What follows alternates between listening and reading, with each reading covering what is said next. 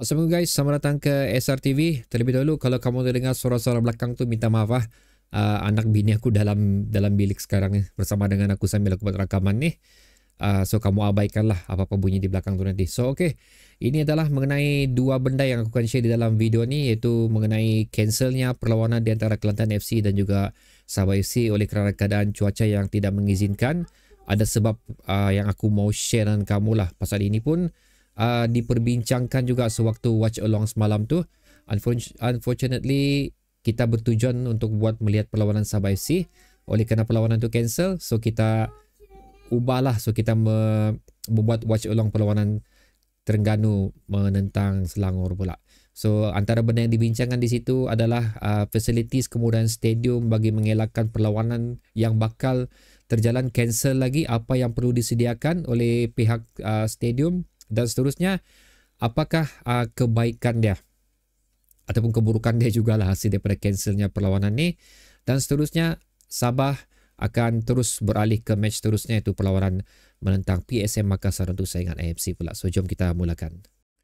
Okay guys, so isu yang diperbincangkan mengenai keadaan cuaca lah. Okay, semua ni melibatkan keadaan cuaca yang kita sendiri tidak boleh kontrol. Jatuhnya hujan tu, tapi ada benda yang kita boleh kontrol sebenarnya untuk mengelakkan lagi perlawanan yang bakal dilangsungkan untuk saingan Liga Super yang akan datang ni tidak ditangguhkan lagi seperti peristiwa yang sebegini. Sebenarnya benda ni boleh dielakkan sekiranya kita betul-betul menggunakan kemudahan yang sepatutnya ada pada stadium yang menganjurkan perlawanan Liga Super ni lah, kerana kita sudah di taraf profesional guys. So taraf profesional tapi cara penganjuran begini, so amat mengecewakan, especially untuk penonton-penonton lah, dan seterusnya untuk tim-tim yang bakal melalui perlawanan tersebut. So terpaksa lagi ditangguhkan perlawanan mereka, dikenakan lagi dengan tim yang terlibat dalam beberapa perlawanan yang lain. Of course jadual mereka akan menjadi padat. Of course mereka kalau boleh mau menghabiskan perlawanan yang sedia ada, lebih kurang macam tu. So kita bukannya tidak belajar daripada masalah ni. Antara benda yang boleh disediakan adalah menaik taraf padang sendiri dengan melengkapkan sistem pembaritan yang cukup bagus agar air yang jatuh di atas padang boleh terus disalirkan keluar daripada sistem pembaritan yang disediakan di bawah. Kalau tidak pun, pasal projek itu mengambil hampir juta lah, okay, untuk persiapan benda macam tu. Kalau tidak pun dengan menggunakan canvas.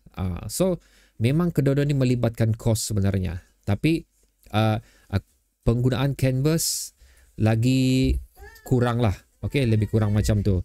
Dia punya kos yang diperlukan. Jadi basically kamu pilihlah mana yang kamu mau untuk perlawanan ni berjalan dengan lancar, sama ada untuk memperbaiki padang yang akan berbelanja hampir juta, ataupun dengan menggunakan canvas saja yang kos dia pun tidaklah menghampiri juta. Tapi at least still keadaan padang masih boleh diselamatkan sekiranya hujan lebih awal turun daripada perlawanan sepak mula perlawanan tersebut. So adakah ini merupakan satu advantage untuk Sabah FC? Sebenarnya bagi aku, pendapat aku, ya, inilah merupakan satu advantage untuk Sabah FC di saingan Liga Super, kerana perlawanan masih terbuka untuk dua lagi pasukan yang seolah-olah untuk merebut tempat ketiga, lebih kurang macam tu lah, pasal Selangor sudah menang semalam. So Kedah, Sabah dan juga Pahang agak rapat juga mata yang dimiliki oleh ketiga pasukan, dengan jumlah perlawanan yang dilalui oleh ketiga pasukan pun tidak sama. So at least sekiranya jumlah perlawanan yang telah dilalui oleh tiga pasukan, iaitu Kedah, Pahang dan Sabah, kembali seimbang, kita boleh nampak di situlah. Kita boleh nampak di situ yang betapa pentingnya bagi perlawanan yang perlu kita lalui untuk perlawanan yang akan datang. Lebih kurang macam tu. Pasal lain juga cerita kalau macam kita habis perlawanan terlebih dahulu, tapi lain-lain pasukan masih belum habis, so kita masih tertanya-tanya, confirm ke kita nombor 3 ni? Confirm ke kita nombor 4 ni? Lebih kurang macam tu lah. Itu pendapat aku saja. Seterusnya kebaikannya lagi adalah kita tidak perlu mengharungi perlawanan untuk menentang Kelantan ni. So at least pemain-pemain Sabah FC mempunyai ample rest of time untuk perlawanan AFC seterusnya, di mana mereka perlu ke Makassar. Mana perlawanan ini akan berlangsung pada 5 hari bulan depan 5 hari bulan 10. Okay, perlawanan menentang PSM Makassar ni, kerana aku nampak logik dari sini, untuk Sabah ke Makassar ni kemungkinan besar, sorry anak aku, kemungkinan besar perlu ke KL terlebih dahulu untuk mendapatkan flight direct ke Makassar, di mana akan landing di lapangan terbang Sultan Hasanuddin Airport.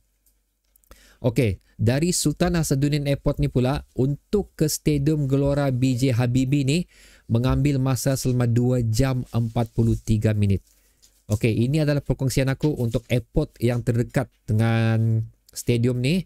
Okey, di mana stadium ni terletak di area Pari-Pari kalau aku tak silap lah. Okey, kesemuanya berada dalam satu radius yang cukup jauh, 100 lebih kilometer guys. Tidak ada airport yang betul-betul berdekatan dengan stadium Gelora BJ Habibie ni. So that's why kenapa bagi aku ini adalah satu kebaikan juga sebenarnya lah perlawanan ini cancel, kerana at least journey mereka daripada Malaysia ke Makassar, terusnya menaiki kereta ke area stadium Gelora BJ Habibie tu, ada masa yang sesuai untuk mereka rehat sebelum bermula sepak mula perlawanan tersebut. So macam bila orang tiada lagi alasan penat travel lah, lebih kurang macam tu lah. Jadi ini pun baru aku tahu pagi tadi lah. Sebelum aku video ni aku buat research dulu. So aku nampak benda ni aku macam oh no, gila. Aku cuba search airport yang terdekat So 4 list tadi yang aku share sama kamu itulah yang terdekat di dalam area untuk ke stadium PSM Makassar ni.